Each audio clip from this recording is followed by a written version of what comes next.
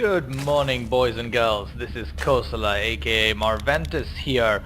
Right, yes, with another one of my personal videos. This is a ZvZ game, and as you probably know, if you've been watching my videos, I do casts of newbie games. This is a Bronze League match where I play.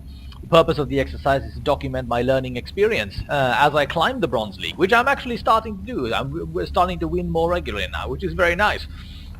This is a ZvZ matchup. I still have a certain amount of trouble with this, Terran and Protoss I'm starting to get the handle of, but Zerg versus Zerg is actually quite complex. So here we have in the top right hand corner we've got Push, and in the bottom left hand corner we've got myself as the blue Zerg. Now we start out relatively similarly. Push is starting out with an early spawning pool, as indeed you should do when you're playing Zerg. I'm doing that as well. The reason we're doing this is because there is the possibility of that very early Zergling rush. And you want to make sure that you're not going to fall victim to that. So get that spawning pool out early. In fact, get it out earlier than 10 pool. It should be started at a 6 or 7 pool really. But both Push and I are actually more macro style oriented players, so neither of us are rushing into each other's base right now, just doing some basic scouting. Now this particular tutorial is actually pretty good in the way that it shows you what happens if you don't keep up with your army building. And the cardinal mistake I made in this game is that I didn't keep up the army production. I was good at the expanding, good at the droning, but I didn't keep up the army production, and that was not a good thing. So take a look at our production tab here. We've both got queens coming out, gas coming out. I seem to have paused the game. There we go, we're back in action. Gas, as we know, very, very important for Zerg. And our opponent here has not gotten his first gas yet. And I have just opened up with mine here. Okay, I'm going to speed up a little bit here so I can stay within my 15-minute window for YouTube. Move on a little bit down the line for a little bit. We see him getting his first gas here. His queen's out. He's starting to amass his Zergling army. And this is something he did much better than me. You see his initial foray here, almost have a command group up and running. This bit I'm keeping up with so far. Doing my preliminary scouting, getting my Zelnaga towers, which are very important of course. And he's producing a huge amount of overlords, all coming out here in droves. And he's about to now go for his second expansion, which I did pretty much at the same time. We're more or less following a very, very similar sort of build setup at this point. We're both growing. The only difference is that he's doing his army amassing really well alongside that, whereas I have sort of done my expanding and drone growth at the expense of my army. And then this does cause a very large amount of problems down the line. So let's slow this puppy down again, take a look at where we are. I have my Evo chamber up because I do like to get the air defense up as early as possible. I have teched up to lair. He has done the same. His fire is already up, and he's starting to prop out his Mutalisks. And he prefers to go with the Mutalisk heavy build. Now, this is a thing that many Zerg players do. And I should have been prepared for this, but I wasn't. And this is really what came to bug me in the end, because his Mutalisk harassment got me into a lot of trouble. Because here I see his Mutalisk coming out, and I don't really respond very well to this.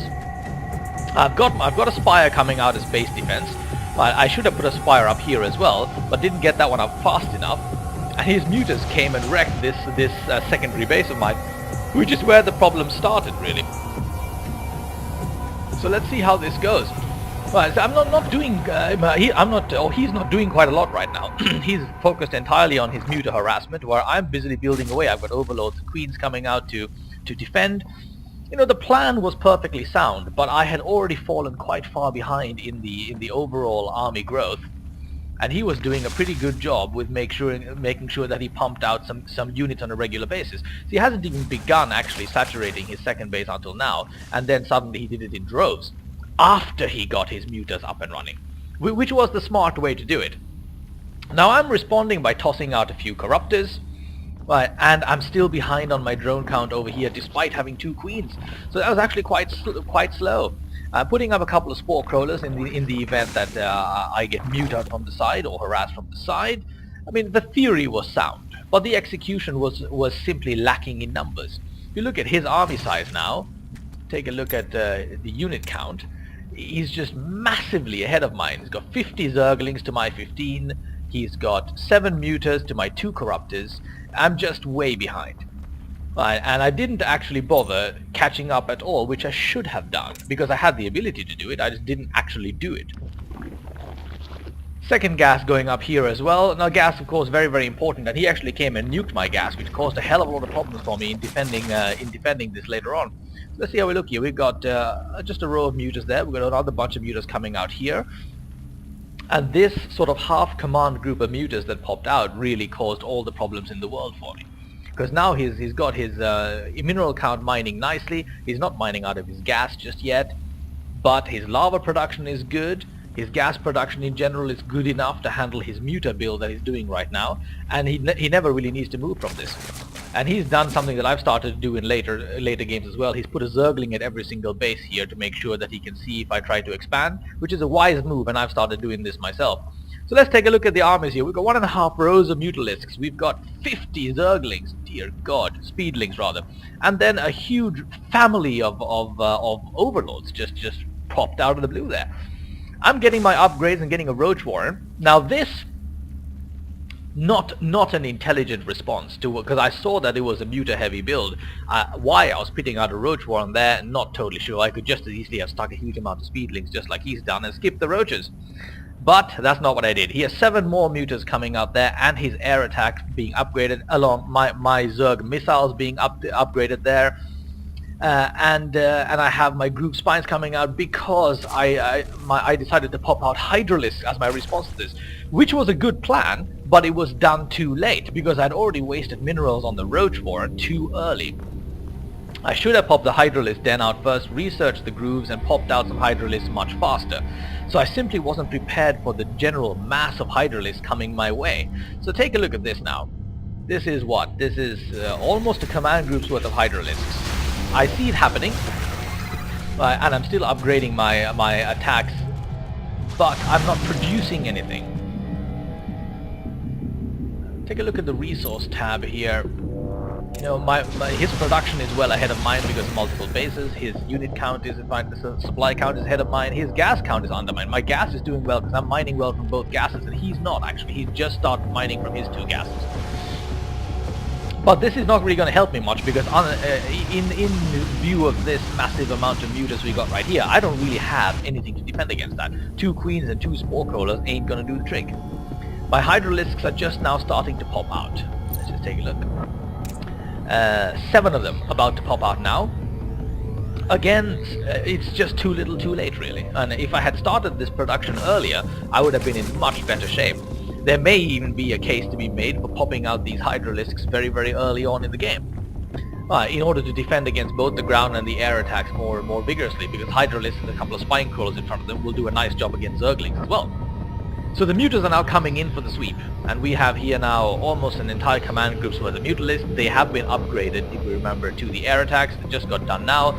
The armor, my Carapace level is being upgraded, an additional 7 Mutalisks coming out for him just in case. So he's committed to the muta build now, and here we go. Queen goes down, second queen goes down, Spore Crawler is about to go down, completely dead. That's the second one going down as well, and that's the end of that base. And he hasn't lost a single. Oh, he's lost 1. He lost 1 unit in that entire escapade. So now he's harming my gas flow, and this is a disaster for me, as you can imagine, because I need the gas to create the Hydras. Of which I just have popped out 7 so far, who are sitting around over here, and I've got 5 more on the way, and ground carapace being upgraded as well. But I don't have enough time to make all of this happen. So even with my 7+5 Hydralisks that are popping out right now, I simply couldn't deal with this well enough. Especially not with the Mutalisk backup that's about to happen. There's an additional 7 being created again. So let's see, we have yet another massive muta army on the way. We have an already massive muta army right here, and we're in trouble. My ground carapace is level 2 about to be done. I've got a couple of corruptors popped out to provide some air support, but there's simply not enough going on here. So I'm going in my first foray here, not letting him amass. And this is a good thing. We don't let them sit around getting bigger in army size. Go out and nibble on them a little bit. But unfortunately it didn't help, because here we come, the next batch of mutas, additional 7, and this just was too much. for this group of Hydralisks, and I did not have enough gas and enough resources to pop out any more Hydralisks any kind of speed. So he's got yet another 7 mutas on the way here, and another base happening simultaneously. So doing an excellent job of expanding and getting and harassing at the same time. Whereas I need to now rebuild this base to get my gas count up, to get the defenses that I require. So on the whole, this at this point is doomed. It's basically a lost battle. It ain't gonna happen. And that is very unfortunate. So I have another 4 out here, and I have the Zerg missile attack level 2 coming up as well. But as I had already fallen behind, there simply wasn't any coming back from this. And look, we now have a, what is this? This is more, is 1.5 command groups worth of Mutalisks. Well, man, that's an incredible amount of resource usage, and this is why it's beneficial to have all of these bases. But here he comes, and again, of course, there's absolutely no defending against this because it's just too much. I would have needed to have an army of Hydralisks to deal with this, and I didn't have an army of Hydralisks. There was simply nowhere near enough resources to get such an army together. I should have been running around with Zerglings here, by the way, which again I didn't do. Alright, here we go. Now push comes in for the final killing blow. Oh, no recovery from this. My Hydralisk disappearing like crazy. Dying all over the place. Oh noes, oh noes. Important lesson to learn here. The Muta attacks are vicious in very, very large numbers, and Zerg do have a wonderful tendency to do this, so you need to prepare for this in one form or the other. The only defense I can think of really is mass hydras. If anybody has a better idea, do pop it out to me in the comments below, because I'll be curious to see if you've dealt with this in some other fashion than through mass hydras. Well, we managed to take down half a command group mutas, but then even more show up, and oh my goodness, yes, it's pretty much GG from this point onwards, and I have lost the game. So there you go, folks. Like I said, if anybody has personal experiences on the mass muta defense front, do let me know, because I'll be very curious to see what kind of tactics have gone into here. Just post in the comments or link to your videos or whatever else. Thanks for watching all. More stuff to come in the days ahead. Have a lovely day.